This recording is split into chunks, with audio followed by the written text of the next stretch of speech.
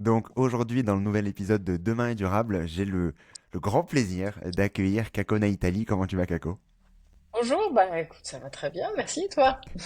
Ça va très très bien. Je suis très content de t'accueillir aujourd'hui sur les recommandations de Maxence Cordier que j'avais pu interviewer notamment sur le sujet du nucléaire que je vous recommande d'écouter. Je vous mettrai bien entendu le lien de cet épisode avec Maxence qui était passionnant sur le sujet. Aujourd'hui, on va pas parler de nucléaire. On va parler disons, d'un dérivé d'une énergie, à savoir le plastique. Le plastique plus concrètement, puisque tu es experte sur le sujet, je te laisserai bien entendu le temps de te présenter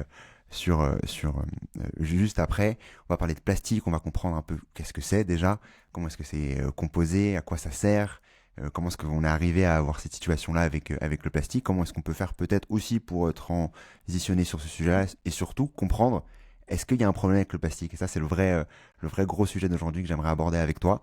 Mais avant d'aborder cette quantité de questions et de pouvoir te passer sur le grill, on va dire, du podcast Demain est durable, je te propose de te présenter, Kako. Donc, qui es-tu? Oui, alors, donc je me présente, donc Kako Naitali, alors Kako c'est mon prénom, hein, c'est original, mais c'est mon prénom.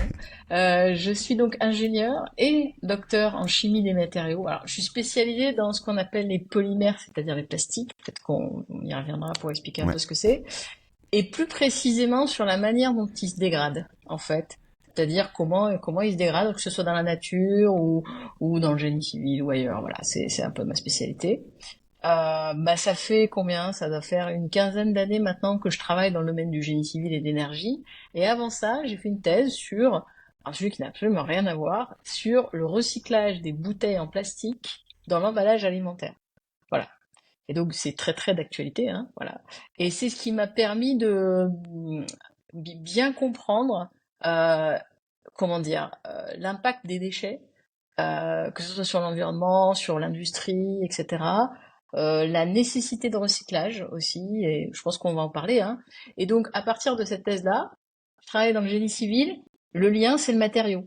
C'est-à-dire qu'en fait, on utilise le même matériau, que ce soit dans l'emballage, dans le génie civil ou dans l'énergie, dans plein d'autres domaines. Voilà. Et donc c'est ça que je trouve fascinant, c'est-à-dire d'avoir une expertise dans un domaine, les matériaux, et pouvoir travailler dans énormément d'applications différentes. Voilà. On va essayer de se concentrer sur certains d'entre eux, parce que sinon, même si Oui. ce serait passionnant, j'imagine enfin, si ça fait l'office de différentes thèses, etc., c'est que ça va prendre aussi du temps d'en parler. Je te propose déjà, avant de démarrer, de pouvoir redéfinir un peu. J'aime bien parler sur une définition, ce qu'est le plastique concrètement. Tu parlais de polymère avant. Oui. Donc d'abord redéfinir ce qu'est le plastique, comment est-ce que c'est créé, d'où ça vient, pourquoi peut-être on utilise autant de plastique avant peut-être de parler de ces différents types de plastique. Je ne sais pas si c'est une bonne manière de le dire d'un point de vue technique qui peut exister. Alors on va commencer par le polymère du coup. Alors, je pense que ça Allez. sera plus simple. En fait, les plastiques, ce sont des polymères et des additifs. Alors les polymères, qu'est-ce que c'est? Ce sont de longues chaînes carbonées. Donc ce sont des matériaux constitués de longues chaînes carbonées qui vont avoir des propriétés différentes en fonction de la manière dont cette chaîne va être construite. C'est un peu comme un collier de perles. On va mettre des perles qui vont être soit toutes les mêmes, soit différentes les unes des autres, et ça va créer une matière qui va avoir certaines propriétés. Alors les polymères, on les retrouve dans la nature. Par exemple, l'ADN, la cellulose, ce sont des polymères naturels qui existent dans la nature. On peut créer, enfin l'homme crée ce qu'on appelle des polymères artificiels, c'est-à-dire qu'on va venir chercher les polymères naturels, la cellulose par exemple, on va légèrement la modifier et on va obtenir quelque chose avec des propriétés légèrement différentes sans complètement toucher à la chimie de la matière. Et après, on a quelque chose d'encore plus différent, c'est ce qu'on appelle les polymères synthétiques, donc qui n'existent absolument pas dans la nature, que l'homme va créer, vraiment créer, et c'est ce qui constitue les plastiques, en fait. Ce sont des chaînes carbonées qui n'existent pas dans la nature. Généralement, on récupère les molécules pour créer ces chaînes euh, à partir du pétrole. En fait, elles viennent du pétrole, de ce qu'on appelle le naphtha, qui est extrait du pétrole. Et donc, ce polymère synthétique auquel on va ajouter des additifs, c'est ce qu'on appelle un plastique. Voilà. Et donc, juste un petit exemple, cette fameuse chaîne carbonée et ces petites perles hein, qui constituent ce collier, cette chaîne, euh, le polyéthylène, que tout le monde connaît, en fait, c'est une chaîne où la perle, c'est de l'éthylène. Et on l'appelle plusieurs, éthylène. Voilà. C'est comme ça, en fait, qu'on constitue un plastique. Et Là où je pense qu'il y a une certaine difficulté à comprendre ce que c'est que il y a je dirais pas une infinité, mais pratiquement une infinité de plastiques en fait. C'est-à-dire qu'on peut créer un plastique à partir d'un besoin. On prend un polymère, on prend les additifs qu'on souhaite pour créer une matière avec des performances que l'on souhaite.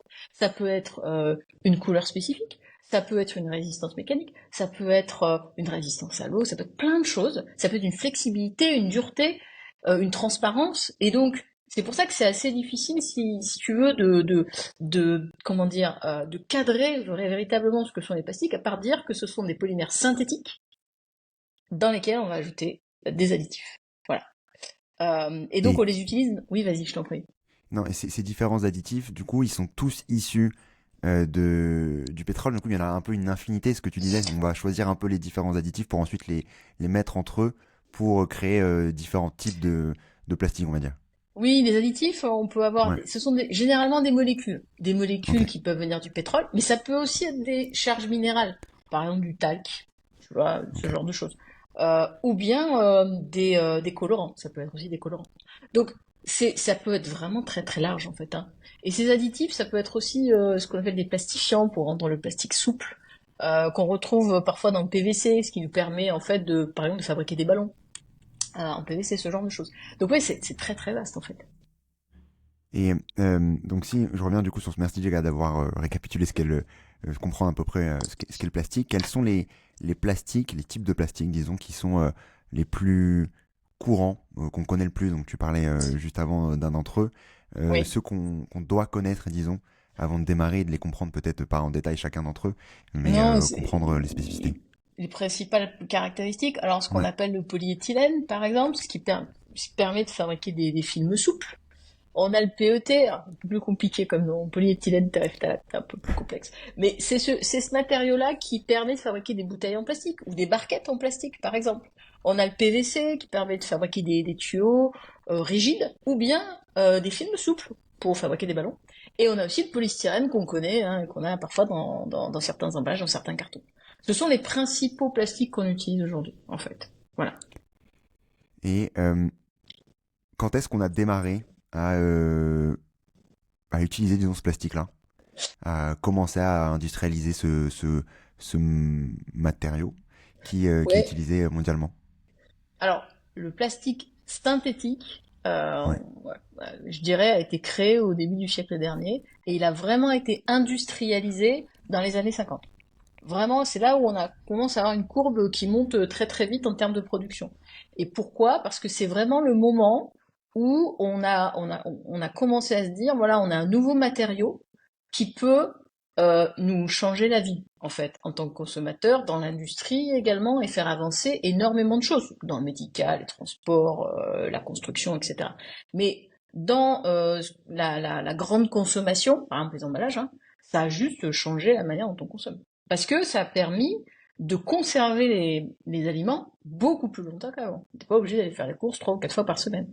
Voilà. Donc c'est vraiment là où on a eu un boom, et aussi pour tout ce qui est textile. Ça a permis de remplacer les matières naturelles qui étaient froissables, etc., pas faciles à entretenir, avec des matières synthétiques, pas très chères en plus, hein, c'est un matériau qui est pas cher et pas très difficile à produire, euh, et qui se froisse pas, qui est léger, etc., etc. Donc en fait, le fait de pouvoir moduler ses propriétés a fait que son utilisation a juste explosé dans les années 50. Tu parlais juste avant d'un type de plastique, par exemple, qui est, enfin, comme dans l'emballage alimentaire, où ça nous permet justement de pouvoir l'utiliser plus longtemps, de le conserver, etc. Comment est-ce qu'on faisait avant pour conserver ces différents aliments? Alors, on utilisait des boîtes, on utilisait le froid aussi, hein, Ok. voilà, on utilisait le sel, enfin, il y avait d'autres méthodes, mais la conservation n'était pas aussi importante que celle qu'on a aujourd'hui. En fait, c'est un peu comme quand vous allez chez votre boucher et que vous achetez de la viande, vous pouvez pas la garder 15 jours, quoi. C'est pas possible. C'est exactement la même chose. Là, quand c'est sous vide, vous multipliez par 2 voire 3 la durée de consommation. Donc comment dire, le mode comment dire, de conservation des aliments était très, on va dire, archaïque. Aujourd'hui, on peut dire ça, mais assez basique. Voilà. Et finalement, ça, comment dire, ça veut pas dire que derrière c'était un problème. Enfin, je sais pas si tu vois ce que je veux dire. C'est juste que Ouais. ça a changé notre manière de consommer, mais c'était pas forcément un problème. Voilà. Le fait d'aller faire ses courses tous les 2, 3 jours, c'est pas forcément compliqué. C'est simplement que, en fait, le fait de changer notre mode de consommation a aussi changé la manière dont on nous propose finalement les produits de consommation dans les grandes surfaces, etc. Ce genre de choses, quoi. Voilà. Donc, en fait, tout ça est lié. Mais ça ne veut pas dire qu'on pourrait pas vivre aujourd'hui avec moins d'emballage. Enfin voilà, faut pas se dire que l'emballage c'est un besoin ultime. C'est important parce qu'en fait on consomme plutôt à l'international et des produits qui viennent un peu partout, etc. Maintenant, si aujourd'hui on veut consommer plus en local, plus de saison, avec une consommation vraiment, quand je dis locale, c'est qu'on va voir le commerçant de proximité, etc. Dans ces cas-là, il n'y a aucun problème pour revenir à, comment dire, à moins de plastique, même s'il il serait toujours là, mais à beaucoup moins d'emballage. Voilà. Donc le retour, on va dire, à quelque chose d'intermédiaire est possible. Voilà. Euh, Par rapport à ces plastiques-là, donc on a intégré, disons, enfin, avec ces différents emballages, avec et d'autres types de besoins, que ce soit, comme tu disais, par rapport au textile et autres, ce matériau dans notre quotidien, hein, depuis de nombreuses années maintenant. Euh, Depuis quand on se pose la question des méfaits, disons, du plastique, notamment par rapport, parce qu'avant de parler la partie recyclage, recycler, etc., on va longuement aborder. Depuis quand on se pose cette question-là? Est-ce que tu as un peu une idée sur ça? Oui, oui, en fait, les premières études sur les microplastiques datent des années 70-80, en fait. C'est juste que ça c'est resté dans la communauté scientifique. Euh, Tout ce qui est également toxicité de certains additifs. Ça, c'est pareil, ça fait un moment quand même que c'est étudié, et c'est d'ailleurs grâce à ces études qu'aujourd'hui il y a des interdictions au niveau européen sur certaines molécules. Donc, parce que ça prend du temps quand même, hein. La science prend du temps, il faut lui laisser le temps. Euh, mais ouais, c'est pas si récent que ça. Après, ça a été très médiatisé il y a quelques années là. Je crois que c'est autour des années 2016-2017, quelque chose comme ça, où là on a eu une explosion finalement comment dire, de demande de compréhension du grand public de ce qui se passe avec les plastiques. Est-ce que ce sont des matériaux toxiques? Est-ce que ce ne sont pas des matériaux toxiques? Quels sont leurs impacts sur l'environnement, sur la santé humaine, etc. Mais avant ça, ça ne veut pas dire qu'on s'en occupait pas et que personne ne travaillait dessus. Au contraire, ça fait très longtemps que les scientifiques travaillent sur le sujet. Là maintenant, ils se réorientent vers comment dire, des sujets d'études qui correspondent plus, je dirais, aux sujets d'actualité, notamment les microplastiques, les nanoplastiques, mais ils ont quand même commencé à les étudier avant. C'est pour ça qu'on a beaucoup d'articles qui datent des années 80, 90, 2000, quoi. Ok. Merci déjà pour ce récap-là. Je pensais que c'était j'aurais imaginé que c'était plus récent que ça. Donc c'est intéressant de voir que ça a pris quand même le temps. Et comme tu disais, hein, j'en parlais aussi avec Heidi Sevry sur un autre sujet complètement, la glaciologie, etc. En effet, la science avance à son rythme et on va très très vite sur pas mal de sujets.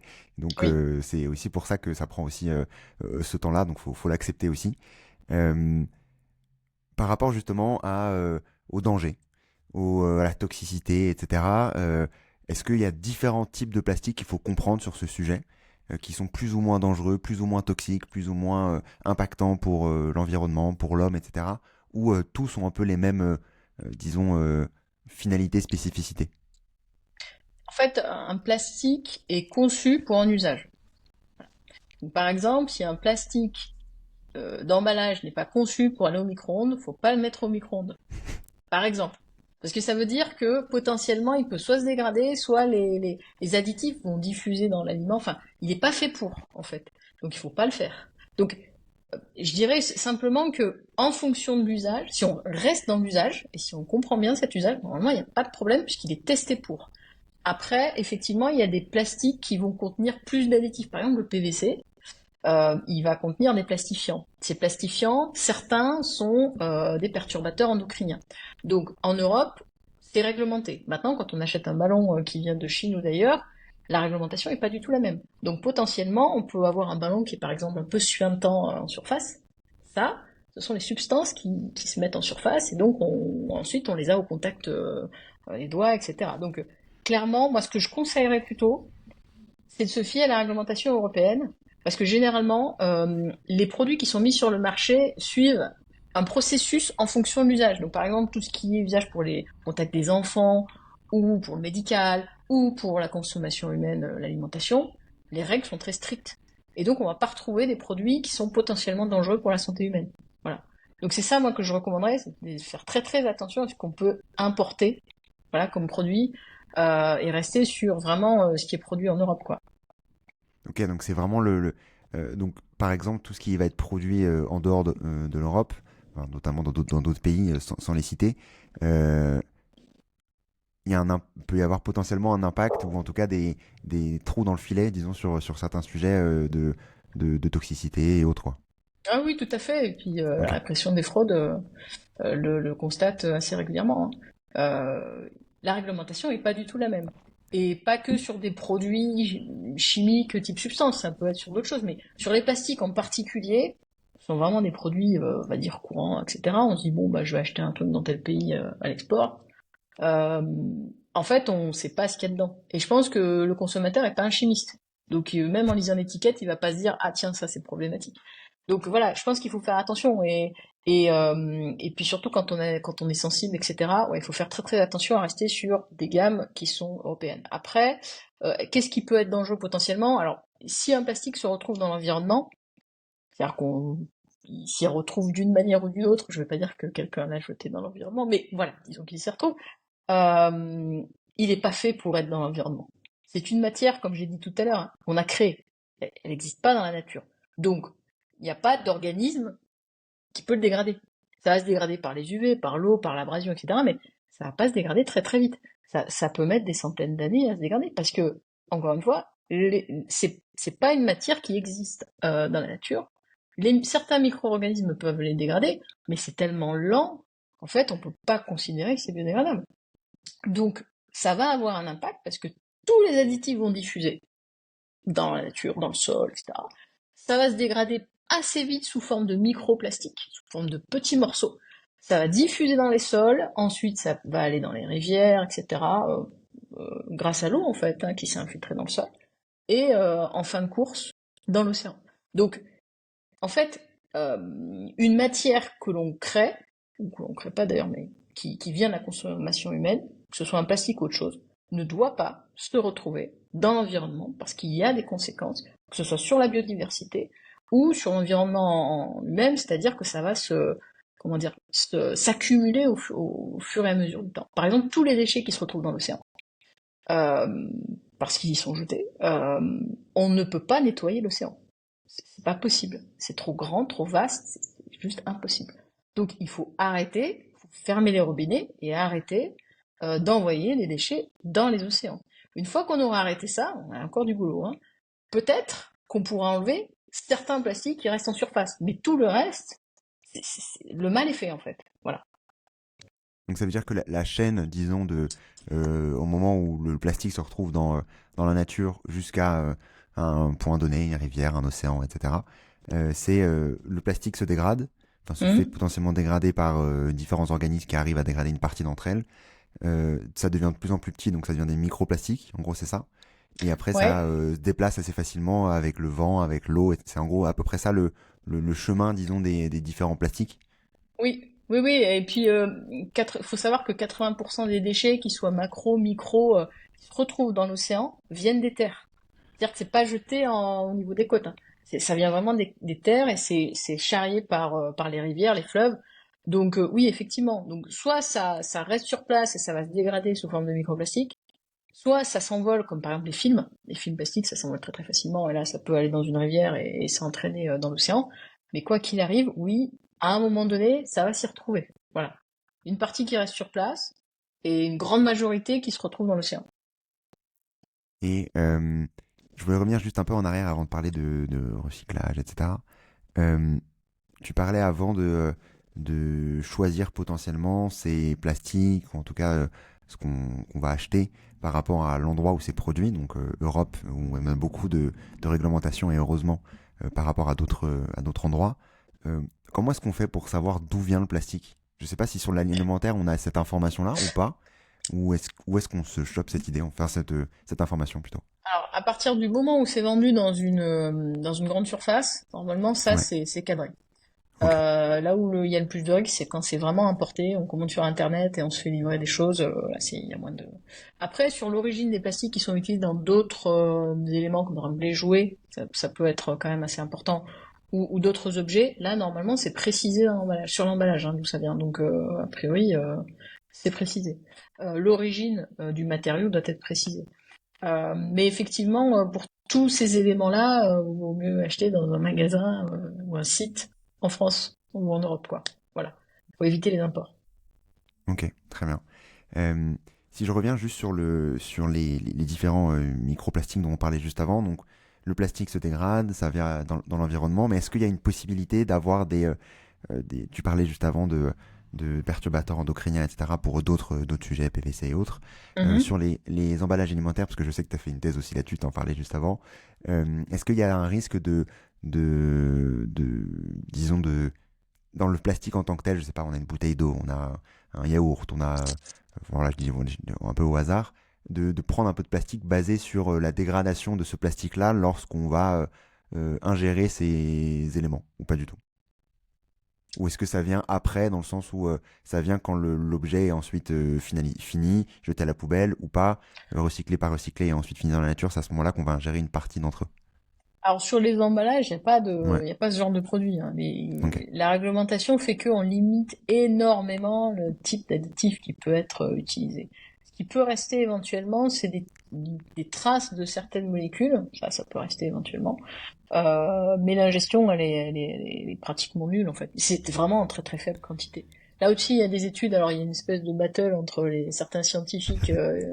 Enfin bref, c'est toujours bah, le consensus scientifique, c'est toujours un peu compliqué. Mais effectivement, tout ce qui est sur le marché est testé. C'est-à-dire qu'en fait, ce qui est testé, c'est qu'est-ce qui diffuse dans l'aliment en fonction des conditions.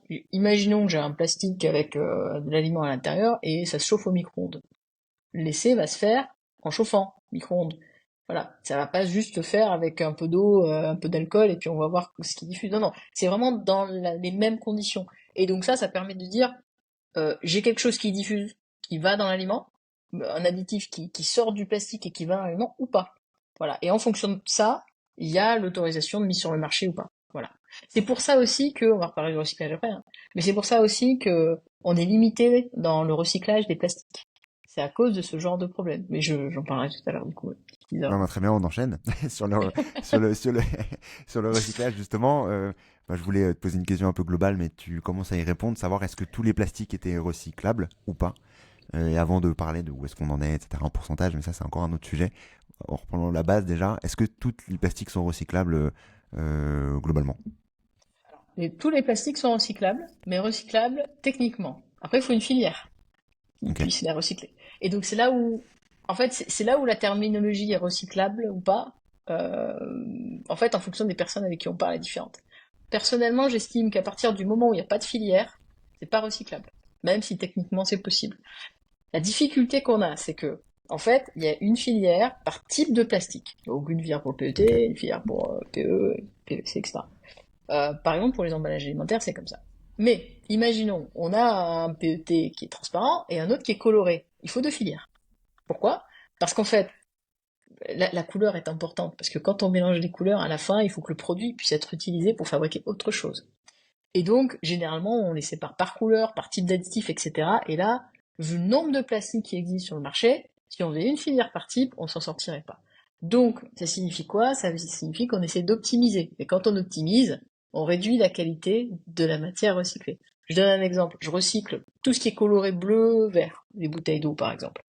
À la fin, bah, j'ai un espèce de bleu-vert intermédiaire, quoi. Mais c'est pas hyper régulier parce que ça va dépendre de ce que je vais recevoir comme bouteille et la couleur de ces bouteilles-là.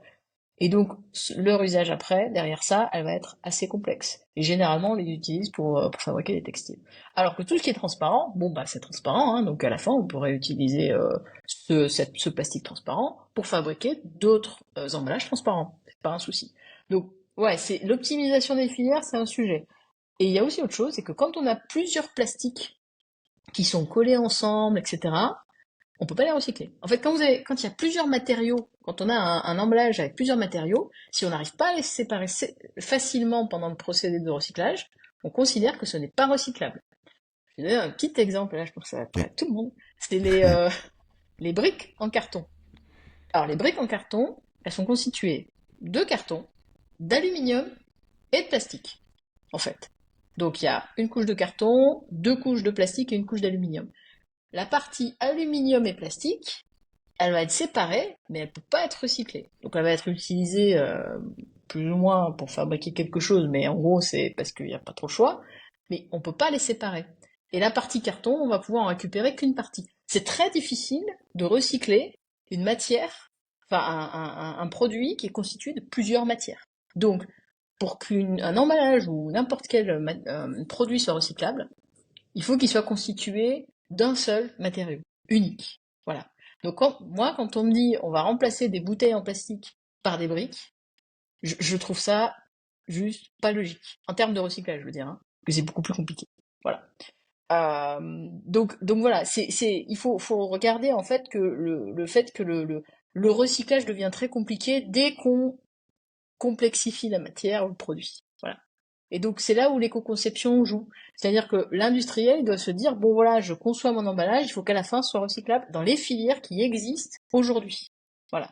Faut pas qu'on crée une filière pour l'emballage que je vais mettre sur le marché. Et c'est là où c'est un peu... on en est au début, quoi. C'est un peu compliqué. Et par rapport justement à ces filières-là, quelles sont les filières qui existent? Est-ce qu'on, enfin, je sais pas si on prend, on dit l'ensemble des différents types de plastique, c'est 100. Est-ce qu'on, enfin, Ouais. je prends des chiffres très globaux, si on dit que c'est 100, ou il y a combien de filières qui sont 100 en termes de, excuse-moi, le 100 égale le poids, disons, du nombre de plastique qu'on produit, etc., etc. Quelle Ouais. proportion on a de cette quantité de plastique-là qui peut potentiellement être recyclable selon toi? Alors c'est très global, voilà. C'est pas genre, Alors, j'imagine qu'il y a ouais, des c'est... études peut-être dessus, etc. Mais c'est plus, tu vois, des ordres de grandeur. Est-ce que c'est 20? Est-ce que c'est 50? Est-ce que c'est 90?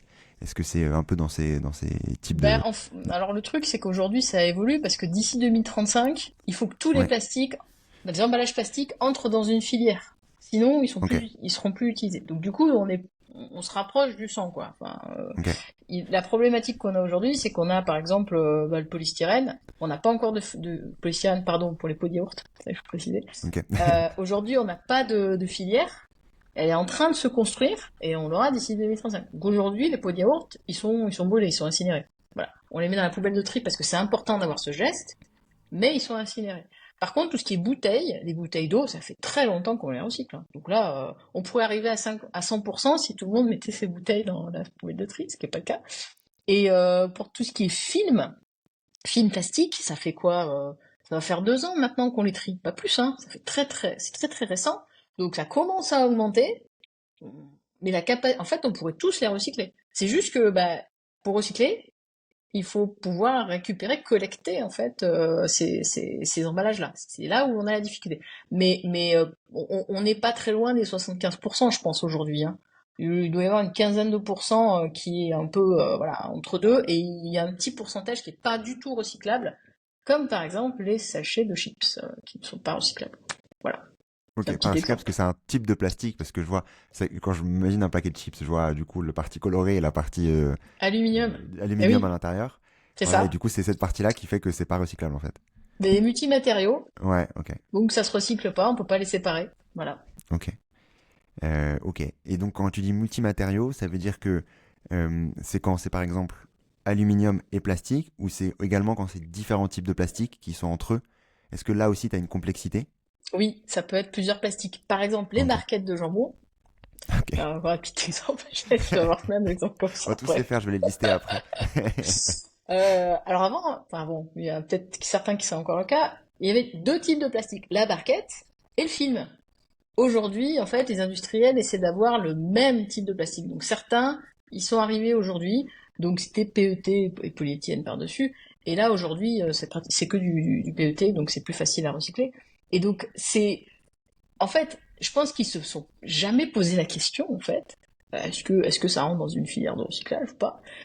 Et on leur a demandé de le faire, et du coup, ils ont trouvé des solutions. Voilà. Donc, effectivement, dès qu'on mélange des plastiques, ça peut être un problème, mais on peut trouver des solutions. Et c'est pareil pour tous les autres cas, en fait, hein. C'est juste qu'il faut y aller, quoi. il faut se mettre en mode brainstorming et trouver des solutions pour remplacer ces matériaux. Par rapport du coup à la quantité de... Donc là on comprend qu'il y a en effet des difficultés en fonction des différents... si on mixe les différents matériaux, si on prend différents matériaux entre eux, ça va être difficile de... Enfin si on fait des produits avec plusieurs matériaux, ça va être difficile de les recycler in fine. Enfin ils sont pas recyclables parce qu'il n'y a pas les filières ou autre, ou en tout cas c'est peut-être difficile pour certains d'entre eux. Quel pourcentage on a de... Si on reste uniquement en France, je sais pas s'il y a d'autres types de chiffres qui existent sur Europe, monde ou pas, sur la quantité de plastique qui est qui est mis disons dans une filière Ah, qui est in recyclé fine. effectivement. Enfin qui en tout cas qui commence cette filière là quoi, qui démarre la filière recyclée in fine, je sais pas, mais est-ce que Ouais. déjà tu as une perte entre les deux, entre le moment où tu prends le produit chez toi et au moment où il arrive dans Ouais. Oui. dans le lieu d'incinération, Il enfin faut, d'incinération de recyclage. il faut, par exemple, un petit exemple, il faut 4 bouteilles pour fabriquer 3 bouteilles à partir de recyclés. Voilà. Ok. Donc une petite perte. Voilà. En fait, aujourd'hui en France, on recycle, enfin, ce qui rentre dans les filières de recyclage, on est autour d'une trentaine de pourcents, quoi, de plastique. Pour les bouteilles, on est plutôt dans la soixantaine, hein, de pourcents. Donc, parce que ça Ok. fait plus longtemps qu'on s'y est mis. Et qu'il y a une valeur aussi ce plastique-là a une valeur en fait. Il est très demandé. Dans le monde, on est à 9%, Ok. mais grand max, hein. Par exemple, aux États-Unis, on doit être à 4, quelque chose comme ça. Effectivement recyclé, 4%. Le reste, ils ont tendance à l'exporter. Donc, en fonction des pays, c'est très très variable. Il y a aussi une chose, c'est que la définition de recyclage est différente d'un pays à l'autre. Quand, par exemple, en Europe, c'est pas la définition n'est pas tout à fait la même.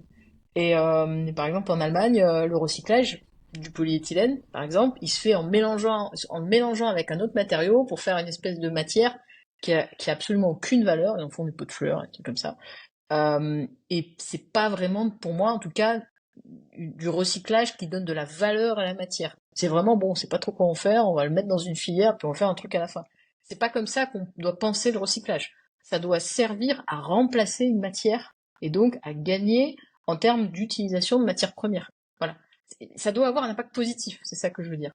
Et dans ce cas-là, ça l'est pas. Donc effectivement, la définition de ce qu'est le recyclage et quelle est sa finalité, il doit y avoir une harmonisation en Europe, j'espère pour bientôt, et dans le monde, j'espère aussi un jour, parce que clairement, on n'a pas du tout la même manière de voir les choses. Mais globalement, c'est 9% dans le monde et une trentaine de pourcents en France. Et pourquoi c'est aussi peu? Alors pourquoi c'est aussi peu? Parce que mettre en place des filières, ça coûte de l'argent. Ok. Et que en plus, la problématique, elle est arrivée, elle est très récente en fait. Les gens ne se sont pas forcément posé la question. En fait, ils ont créé des filières quand il y avait un intérêt économique. Recycler des bouteilles, ça a un intérêt. Là, c'est clair, parce que ça permet de fabriquer ensuite ce qu'on appelle le polyester pour ensuite fabriquer des pulls, etc. Enfin, il y a un intérêt, quoi, derrière. Par contre, recycler des films, bon, un moyennement d'intérêt. Et recycler des pots de yaourt, c'est pareil, enfin, moyennement d'intérêt. Plus, c'est un peu compliqué, donc voilà, ils sont pas lancés là-dedans. L'intérêt économique n'était pas là. Aujourd'hui, étant donné qu'on demande à ce que l'ensemble des emballages plastiques soient recyclés en France et en Europe, et que la matière recyclée a une valeur parce que finalement, dans toutes les applications, et pas que dans l'emballage, utiliser du recyclé, ça veut dire finalement réduire l'impact environnemental de son produit aussi, il y a un peu plus d'intérêt économique. Je sais pas si tu vois le truc, c'est Ok. que Si, si, très on a bien. créé on a créé le besoin, quoi. Du coup, l'intérêt. Et du coup, bah, il y a une demande. Parce que initialement, si tu reprends un peu bon, le pot de yaourt, c'est peut-être pas le bon exemple, parce que je comprends que c'est pas recyclable selon ce que tu disais, mais si on prend la bouteille par exemple, donc on a 4 bouteilles qui, in fine, en font 3. Déjà, pourquoi est-ce qu'on passe de 4 à 3? C'est parce que tu as une déperdition au moment de la quantité de bouteilles qui est mise dans la chaîne, ou est-ce que tu as aussi une déperdition au moment où tu vas recycler le produit? Ça, c'est peut-être ma première Non, question avant de passer à ce qu'on... c'est Ouais. juste dans la filière enfin, c'est uniquement dans la Ok, filière de recyclage, en fait, et de la perte. Quand on ok, voit le procédé, on s'en rend bien compte, en fait. ok. C'est un peu, Donc en fait, ouais, donc, oui, vas-y, je t'en prie. non, non, donc en fait, c'était ma question, du coup, t'as une perte de matière quand tu vas recycler cette matière-là. Tu vas avoir une partie qui va être perdue. comment est-ce Oui. qu'elle est perdue? Elle s'évapore, elle devient quoi cette matière-là? Elle n'est plus Non, utilisable en fait, elle plus est plus valorisable peut-être. utilisable. Non, non, elle est récupérée, elle est incinérée en fait. C'est que Ok, simplement, bon, la bouteille, elle est broyée, elle est ouais, lavée, elle passe dans différents bains, ensuite elle est ok, chauffée. Enfin, il y a tellement d'étapes. À chaque étape, on perd un peu, quoi. On peut pas faire du ok, 100%, c'est pas possible. Donc c'est pour ça qu'on perd. Mais c'est le cas, quels que soient les matériaux, en fait. C'est pas spécifique au plastique, hein. Mais c'est bien d'avoir ça en tête. On se dit, on passe de 4 à 3. Ça permet de se donner une idée de ce qu'on perd. ok. Et sur cette partie-là, donc on a toute cette déperdition, une bouteille classique transparente peut redevenir une bouteille classique transparente Oui. ou pas. Ok. Ah oui, oui, Donc tout c'est à unique. fait. Ouais. Oui, Et alors c'est un. après, faut un peu plus qu'une bouteille pour faire une bouteille. Mais oui, Oui, oui, oui. effectivement. Voilà. Ok, une Mais bouteille en égale fait, 0,75 bouteilles, quoi. On va dire. voilà, c'est Ok. ça. Mais du coup, c'est ça aussi. Bon, il y a certaines idées reçues qui disent que le plastique est pas recyclable. Ça fait longtemps qu'en fait que ça existe. Enfin, c'est ça qui est. Ça fait très longtemps que ça existe. Pour avoir travaillé dessus, on peut recycler sans ajout de matière première vierge, c'est-à-dire sans rajouter du neuf en gros. On peut recycler 3 à 4 fois à peu près une Ok. bouteille au contact des aliments, c'est-à-dire pour en faire une bouteille d'eau. Après, ça peut être un peu plus si on en fait derrière un fil textile. C'est un peu plus. Parce que on n'a pas besoin du même niveau de qualité. Par contre, si on commence à le mélanger, imaginons qu'on mette 50% de recyclé, 50% de vierge pour faire une bouteille, bah là, ça peut être beaucoup plus. Donc, ce qui est assez étonnant, moi je trouve, c'est que il y a qu'au plastique qu'on demande d'être recyclable à l'infini sans ajout de matière première. Les aciers, l'aluminium, le verre, le papier, il y a toujours ajout de matière première. Toujours. Parce qu'en fait, on va adapter la composition de la matière. Toujours. Donc c'est pour ça que c'est assez. Enfin, le débat sur le sujet, moi, je le trouve peu étonnant. Mais après, c'est bien de On va, clarifier, je pense, ce sujet. ouais, on va y revenir juste après. Du coup, si je reviens, je reste sur un peu sur ce recyclage, donc toute cette chaîne. Tu disais juste avant que on a entre guillemets créé, disons, le besoin, enfin le besoin. On a créé, disons, la filière de, ben, on va utiliser ce recyclé, ce qui n'était pas le cas avant, Mhm. parce que ça coûte plus cher du coup de faire du recyclé vs du non recyclé, parce que c'est quoi? C'est plus de matière, enfin c'est parce que l'énergie coûte plus cher et donc tu as moins de matière. Quelle est la raison pour laquelle ça coûte beaucoup plus cher de faire du Euh, recyclé vs de repartir de zéro, on va dire, pour l'industriel. alors, ça coûte pas forcément plus Ouais, cher. En fait, ce qui coûte cher, c'est, si tu veux, avant, on prenait la matière, on la mettait à incinérer et c'était fini. Là, il y a toute une filière. La création de la filière, le maintien de la filière de ok. recyclage, c'est ça qui a un coût, en fait. La matière recyclée, elle, elle peut prendre de la valeur et même être plus chère que la matière vierge parfois, parce que la demande, elle est énorme. En fait. Parfois, la demande est plus importante pour du recyclé que pour du vierge. C'est là où le coût aussi, tu vois, il peut fluctuer. Après, le coût, en fait, le plus important, c'est le coût initial de création de cette filière. Puisque si t'as rien au départ, il faut que tu crées tout, un ensemble d'intervenants, etc. C'est assez compliqué. Et c'est là où les industriels disent, bon, est-ce que je vais y aller là-dedans ou pas? Et ils l'ont jamais fait. Le plastique qu'on utilise pour les bouteilles, il est utilisable dans énormément de domaines. Vraiment énormément de domaines. Et des domaines comment dire, le fait d'utiliser du recyclé a un intérêt. L'habillement, quand on utilise du recyclé, ça fait chuter énormément l'impact environnemental du vêtement. Donc il y a un intérêt derrière, ne serait-ce qu'en termes de communication de la part de l'entreprise, quoi. Donc voilà, aujourd'hui il y a des raisons comme ça qui font que bah, il y a des demandes qui explosent sur certains plastiques, quoi. Euh, pour terminer sur cette partie recyclage, quand du coup, dans cette chaîne-là, qu'est-ce qui se passe concrètement? Donc la bouteille arrive, tu me disais, elle est lavée, etc. Donc elles sont ensuite broyées j'imagine, en petits bouts. Oui. Quoi, microplastiques, du coup, on les appelle. Aussi, Ah là où non, c'est non, c'est c'est plus ce gros, qu'on du coup, appelle des pellets, macroplastique. c'est des petites Pellettes, paillettes. ok. Ok, des petites paillettes, ok. Elles sont broyées en paillettes. Donc après, on a le ratio, dont tu disais à peu près pour les bouteilles. Est-ce qu'on va rajouter un composant ensuite par la suite pour refaire une bouteille d'eau? Ou est-ce qu'on va juste, enfin peut-être, je sais pas, de la chaleur ou autre pour ensuite recréer disons, cette même bouteille? Est-ce qu'on rajoute, je sais pas, du sable, d'autres matières premières? Comment ça se passe? Ah non, Non, en fait on fait au fondre, fond, ok, et ça puis on marche. crée une nouvelle bouteille. Ok, C'est ça tout, marche. Aussi tout simple que simple. ça, quoi. Ok. Ouais, ouais, c'est tout bête, mais enfin tout bête, non, c'est pas si simple que ça, mais le procédé, il est quand même, quand on l'explique, assez simple, hein, effectivement. Ok. Euh, Par rapport à ce plastique, il y a d'autres types de matières qui existent, notamment, on parle souvent donc de recycler. Bon, en fait, il n'y a pas de différence, c'est juste qu'il a été recyclé. On parle de compostable, on parle d'autres sujets. Euh, quelle différence on a entre ce compostable-là et le plastique de base qu'on va avoir dans des produits, dans d'autres produits en fait? Alors, le compostable, ça Ouais, signifie que le plastique, quand c'est un plastique ouais, compostable, quand on le met dans un composteur domestique, c'est-à-dire à la maison, il ok, va se dégrader en quelques semaines. Alors, si on entretient son composteur, etc., faut quand même bien l'entretenir. Par contre, enfin, là où le consommateur, je pense, il s'y perd complètement, c'est que il y a plusieurs termes. On utilise souvent le terme biodégradable, par exemple. ouais, Biodégradable, ça veut dire que la matière, elle va se dégrader en présence de micro-organismes. Mais ok, ça dit pas en combien de temps. C'est court, mais on se bat en combien de temps. Et ça donne pas forcément l'indication du où, parce que en fait, ça dit pas dans un composteur ou dans la nature, ou rien. C'est juste, voilà, quand il y a des micro-organismes, ça se dégrade. Compostable, il y a deux types en fait de matières compostables. Il y a les matières qui sont compostables dans un composteur domestique, donc à la maison, et ceux qui sont compostables dans un composteur industriel. Et ça n'a rien à voir, parce qu'un composteur industriel, il faut chauffer le sol, enfin la terre dans laquelle on va mélanger le plastique, pour que ça se dégrade. S'il n'y a pas cette chaleur, ça ne se dégrade pas. Donc ça veut dire quoi? Ça veut dire que quand on achète un produit emballé, l'emballage est écrit compostable industriel. Si on ne met pas dans une poubelle spécifique pour qu'il soit composté en milieu industriel, il va jamais se dégrader. S'il se retrouve dans la nature, il se dégrade pas. Mais ceux qu'on retrouve dans les composteurs à la maison, si on les jette dans la nature, ils vont pas non plus se dégrader vite. Pourquoi? Parce que la nature, c'est pas un composteur. Ça n'a rien à voir, en fait. Les conditions dans un composteur, elles sont très spécifiques. Et donc, il faudrait avoir vraiment du bol pour que la matière se retrouve exactement dans les conditions qu'on a dans un composteur. Donc, quel que soit le plastique, on ne le jette pas dans la nature. C'est pas parce qu'il est compostable qu'il va se dégrader vite dans la nature.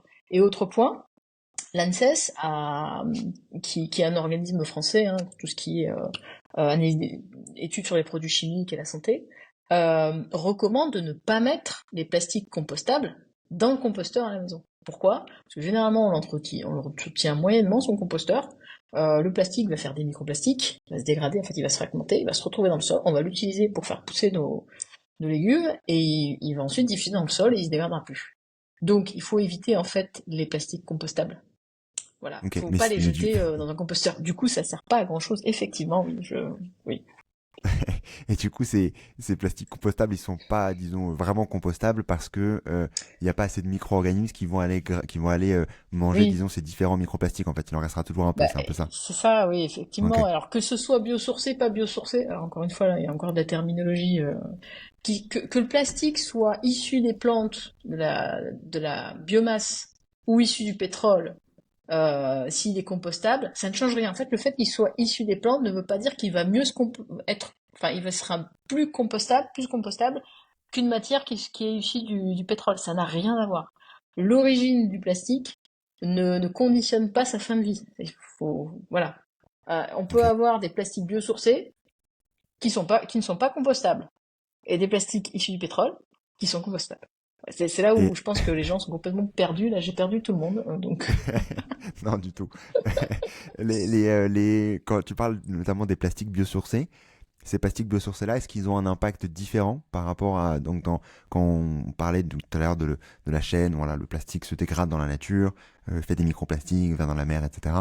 80% de la terre, bref. Euh, Est-ce qu'ils ont un impact différent après sur les additifs qui sont ensuite qui se dégradent et autres, ou est-ce qu'il y a une différence? ah non, Non. il n'y a pas de différence. En fait, Ok. on peut avoir, par exemple, je reprends mon exemple du polyéthylène. On Ouais. peut avoir un polyéthylène issu du pétrole ou biosourcé. Ok. C'est exactement la même molécule. Donc elle va se dégrader exactement de la même manière, c'est-à-dire pas du tout, dans l'environnement. Voilà. Donc biosourcé, Et c'est vraiment que je récupère mes molécules de la biomasse, je fais mes petites chaînes carbonées et je crée un plastique. Donc en fait, ce qui compte, c'est pas à l'origine du plastique, ce sont ses propriétés, enfin sa structure chimique. Donc ça n'a absolument rien à voir. Enfin voilà, c'est biosourcé ne veut pas dire ça va mieux se dégrader dans la nature et c'est comment dire plus comment est-ce qu'on peut dire ça que sa dégradation va générer des molécules qui vont être mieux acceptées, enfin voilà, plus je perds mes mots, mais en gros qui sont plus positives, voilà, pour l'environnement. C'est-à-dire que sans impact, non, c'est pas le cas en fait.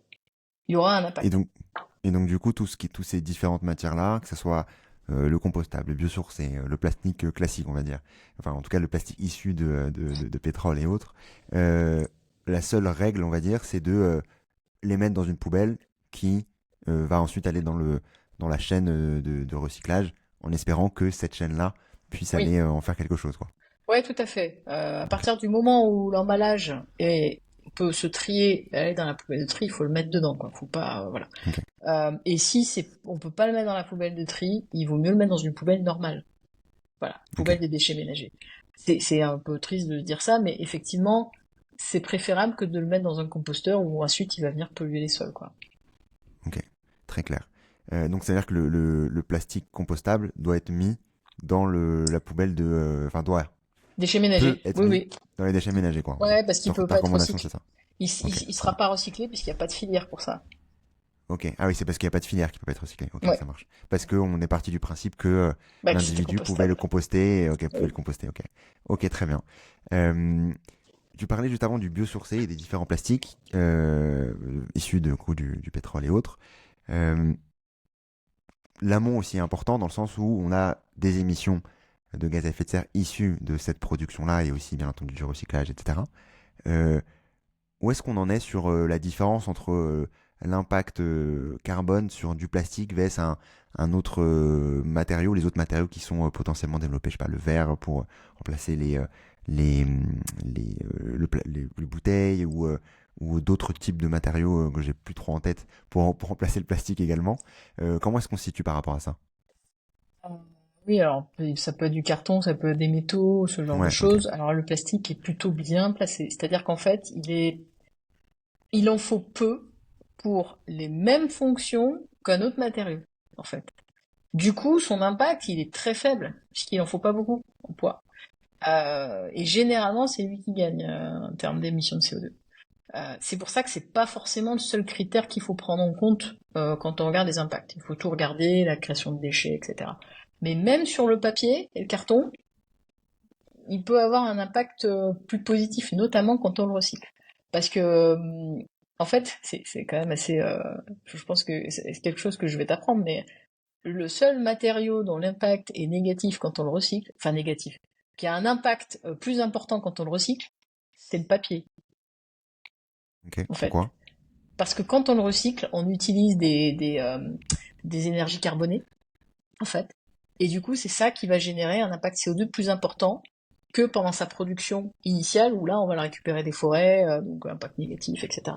Du coup, le delta, il n'est pas très, enfin, il est pas intéressant, quoi, quand on recycle. Ok. Au niveau environnemental, hein, bien sûr. Voilà. Donc ça, Ok. c'est. Mais par contre, sur tous les autres matériaux, il y a un gain à recycler. Et c'est vrai qu'en termes d'impact, oui, le plastique est bien placé. Mais par exemple, je vais donner l'exemple des pailles en plastique. Il y a eu une interdiction sur les pailles en plastique jetables. Ouais. Euh, Quand on regarde les impacts alors, sur les utilisations diverses et variées, même en comparaison avec du réutilisable en bambou, en acier ou autre chose, la paille en plastique jetable, elle gagne, mais très largement sur tous les autres types de matériaux. Là où je pense qu'on a atteint les limites de l'analyse de cycle de vie, qui permet de déterminer cet impact CO2, c'est qu'on ne prend pas en compte les risques de pollution. Une paille en plastique, ça vole facilement, très facilement. Et c'est un matériau qui se retrouve très facilement dans la nature, et donc avec des impacts directs sur la biodiversité. Et ça, c'est pas pris en compte. Donc, même si on se dit, ok, côté CO2, le plastique, dans certains cas, c'est un bon matériau, parce que finalement, l'impact est faible, il faut prendre en compte les autres aspects que sont la création de déchets, ça c'est le cas quand on utilise du jetable, et l'impact sur la biodiversité et sur l'environnement autre que ce qu'on a dans les analyses de cycle de vie. Voilà. C'est pour ça qu'il faut prendre un peu de recul par rapport aux chiffres parfois. Et donc justement, donc merci déjà pour, en effet, tu m'apprends quelque chose avec le papier, je ne savais pas ce sujet-là. Euh, Par rapport au... Donc en fait, si on prend un peu de hauteur par rapport à tout ce qu'on a dit, donc déjà merci sur ces différents partages par rapport au plastique, on comprend mieux déjà la filière, les conséquences, les impacts et concrètement comment est-ce que c'est créé, etc. Euh, donc si on prend cette hauteur, en fait le gros sujet c'est surtout la quantité de déchets, ce que je comprends, et, euh, et les filières qui n'existent pas sur ce sujet de plastique en fait.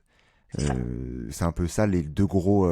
Bien sûr, le plastique en tant que le matériau est top dans le sens où on peut faire plein de choses avec. Après, il faut faire attention à comment est-ce qu'il est fait, etc. Donc tu parlais notamment d'Europe vs l'étranger. Mais c'est en Mhm. gros ça les deux gros sujets. Oui, c'est ça. Et en fait, ce qui est dingue, enfin, moi, je trouve ça dingue, c'est que c'est quand même un matériau qui est génial dans certaines applications médicales, par exemple, l'aéronautique, l'aérospatiale. Enfin, c'est vraiment un matériau hyper performant. On l'utilise énormément dans le jetable. C'est un gaspillage de matière, moi, que je trouve assez hallucinant, parce que c'est une matière très performante, très durable.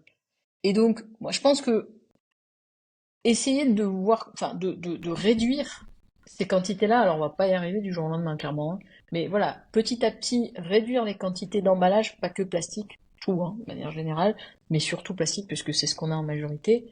Bien les trier quand on a un déchet. Quand on a un déchet, il faut savoir le trier, le jeter dans la bonne poubelle, pour qu'il puisse que la matière puisse être réutilisée ensuite pour fabriquer d'autres produits, et donc réduire nos impacts environnementaux, et ne rien jeter dans la nature.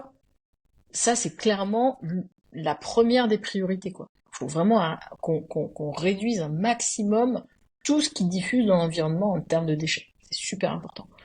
Et puis ensuite, effectivement, quand on crée un produit, on crée un emballage, on crée un jouet, on crée n'importe quoi, il faut penser à sa fin de vie, quoi. Il faut que les industriels se disent, voilà, je crée ce produit, il est génial, super performant. Qu'est-ce qui devient à la fin? Dans quelle filière il entre? Ça, c'est vraiment aussi une priorité pour faire en sorte d'éviter le grand n'importe quoi et la création de. C'est bien d'avoir des idées, hein. Mais par contre, il faut que ça rentre dans un contexte éthique. Enfin, pour moi, c'est de l'éthique. Euh, dans une démarche éthique, c'est ce qu'on fait quand on est scientifique. On a aussi cette démarche éthique. L'industriel doit avoir cette même démarche aussi quand il crée quelque chose et quand il crée un produit. Voilà. Ça me semble important. Ouais. Par rapport à tout à l'heure, tu parlais notamment de l'exemple des, des États-Unis où tu pouvais avoir une petite partie malheureusement qui était recyclée in fine. Euh, Quelle est la destination de ces plastiques-là qui sont pas recyclés? Est-ce qu'on les envoie autre part? Qu'est-ce qui se passe Ouais, concrètement? alors, en fait, aux États-Unis, ils ont vraiment un gros problème, hein. C'est que ils envoient une grosse partie de leurs déchets à l'étranger. Et pas dans des pays qui sont en mesure de recycler, hein. Les pays qui disent recycler, bon, en fait, ils recyclent pas vraiment, quoi. Ils stockent quelque part. Et finalement, là aussi, on a un problème éthique quand même. C'est euh, envoyer des produits dans un pays, on sait très bien que ça va pas être recyclé, mais en se disant, en gros, c'est leur problème, c'est eux qui les achètent. Enfin, voilà. Euh, je trouve ça vraiment irresponsable. C'est-à-dire qu'en fait, la responsabilité des pays ne s'arrête pas à leurs frontières. La responsabilité des pays, elle est également sur les produits, les déchets qu'ils créent ou qu'ils les envoient. Donc c'est là où moi je pense qu'il y a aussi une problématique qui est assez importante. Les États-Unis, c'est vraiment pour moi le pire des cas. Et on peut retrouver des. Alors la Chine a fermé ses frontières hein, complètement.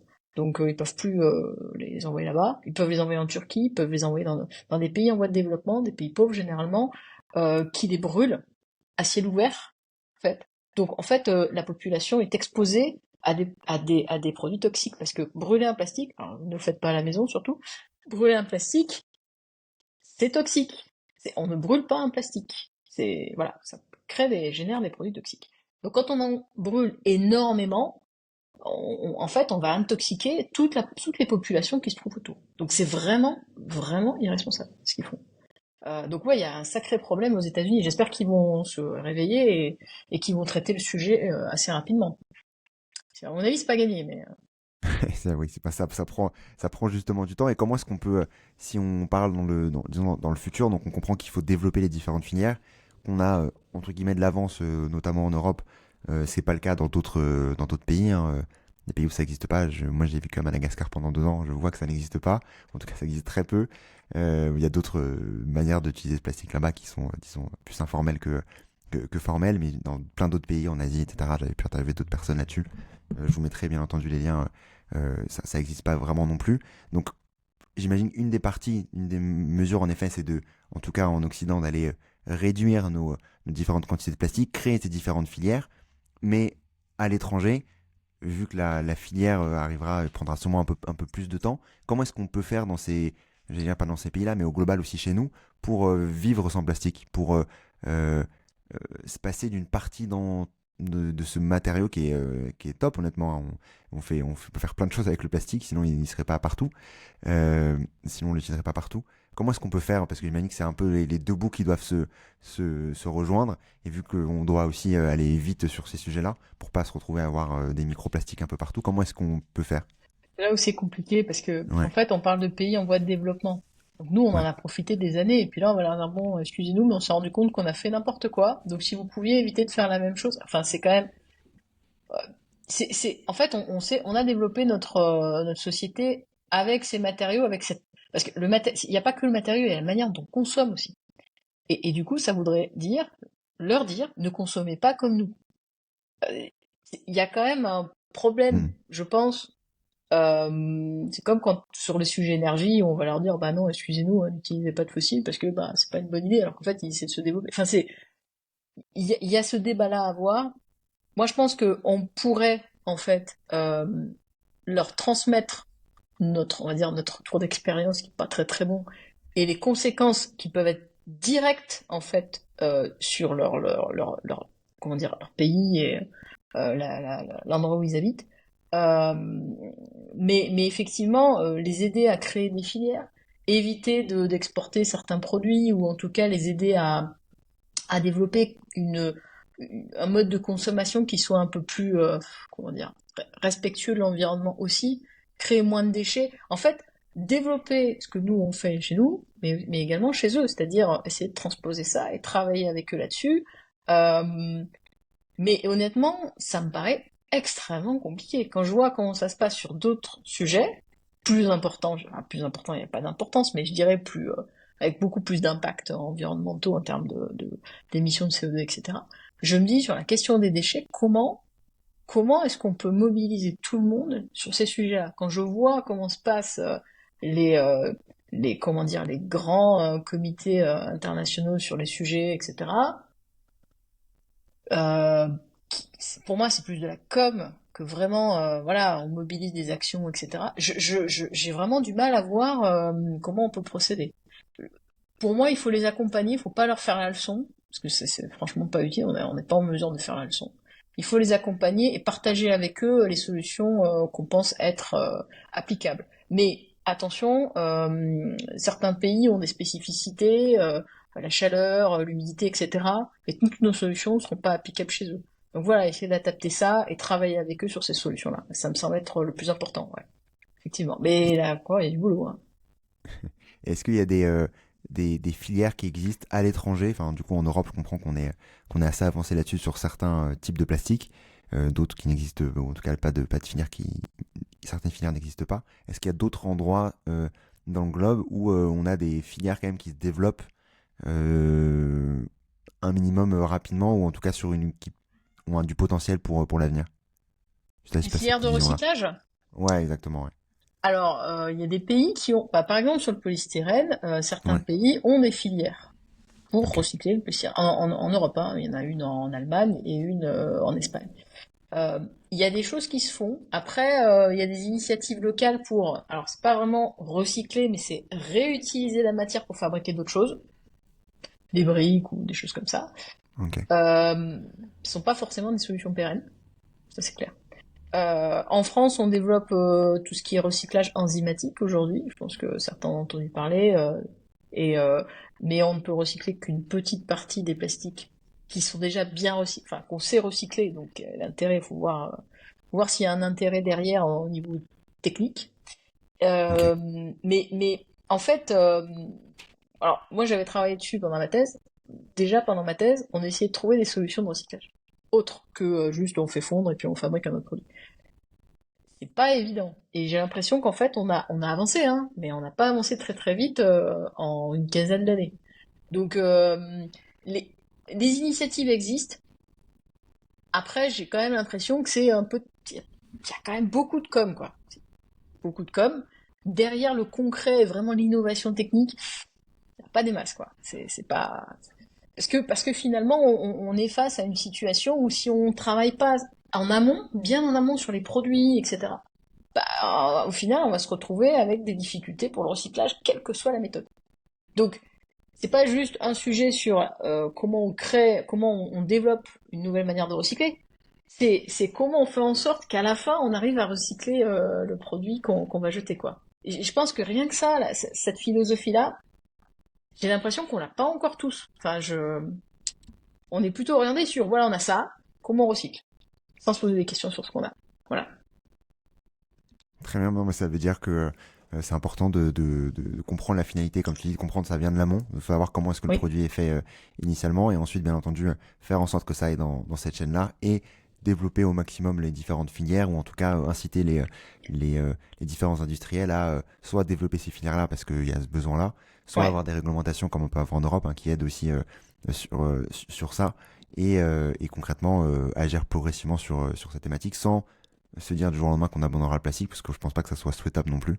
Ce Mm. qu'il faut, c'est arriver, comme tu disais, à réduire la quantité de déchets et faire en sorte d'utiliser le moins possible de plastique et d'optimiser au maximum ces différentes filières. Je voulais vraiment te remercier pour tout ce que tu nous as partagé, Kako, aujourd'hui. Je te propose de passer aux questions de fin. Ok. D'abord, est-ce que tu as un contenu à nous partager qui t'a marqué? Alors, il y a un livre qui s'appelle Inventer l'avenir, Ok. qui est en fait un livre qui est rédigé par des chercheurs du CNRS sur enfin, le sous-titre c'est l'ingénierisme ouvert. En gros, c'est voilà, nous scientifiques, on se pose aussi des questions éthiques sur voilà, quand on innove, quand on crée quelque chose, est-ce que c'est viable d'un point de vue environnemental, en termes d'impact environnemental. Et toute cette démarche, en fait, prise en compte de plein de disciplines différentes, pas uniquement de l'ingénierie ou de la science, mais aussi impacts sociaux, sociétaux, environnementaux, etc. Moi, j'ai trouvé ça vraiment fascinant. Enfin, vraiment, ce livre-là, il est un peu technique, mais tout le début parle vraiment de la démarche. Et moi, j'ai trouvé passionnant. Voilà. Donc, ça s'appelle Inventer l'avenir, et c'est issu du CNRS. Très bien, moi, je mettrai le lien en description. Est-ce que tu as également une action pour agir dès demain dans le bon sens? Ah, oui, trier ses déchets. Trier ses déchets et ne jamais rien jeter dans l'environnement. Même un trognon de pomme, on ne le jette pas dans l'environnement. On se dit, ouais, c'est vert, ça va se dégrader tout seul. Non, on ne fait pas ça. On ne jette pas ses déchets dans l'environnement. On les jette dans une poubelle et dans la bonne poubelle, notamment la poubelle de tri pour les emballages. Voilà. Et enfin, est-ce que tu as un ou une invitée que tu recommanderais dans le podcast? Alors, ouais, je pense à Grégory de Temerman. Alors, il est plutôt côté énergie, mais il a Ouais. beaucoup travaillé sur les sujets des mines, notamment, l'impact des métaux. Et je pense que c'est un sujet d'actualité où il y a tout et n'importe quoi qui se dit. Et je pense qu'il pourrait vraiment clarifier ce sujet-là, Ok, très bien. s'il n'a pas déjà été Euh, invité. Non, il a pas été déjà invité, mais je l'avais bien en visibilité, donc c'est top, nickel. Ça ajoute de l'intérêt pour Greg, bien entendu. Il sera bien entendu contacté. Merci une nouvelle fois, Kako, pour ton temps. Si on souhaite te retrouver, te suivre, en savoir plus sur ces sujets-là pour continuer à, à comprendre davantage ces thématiques de plastique, comment est-ce qu'on peut le faire? Alors, on peut le faire sur Twitter. Ok, Donc pseudo Cacoline. Je pense que tu ok. mettras peut-être la manière Ouais, dont bien c'est sûr. Ouais. rédigé. Et puis j'ai un blog aussi sur ces sujets-là. Donc tous les threads, tous les fils Twitter que j'ai rédige, je les mets ensuite sous forme d'articles parce que parfois c'est Ok. plus facile à lire sur mon blog. Voilà. Ok, nickel. Moi, je mettrai les différents liens. Une nouvelle fois, merci beaucoup pour ton temps, Merci à toi. Kako, et à très bientôt. À très bientôt.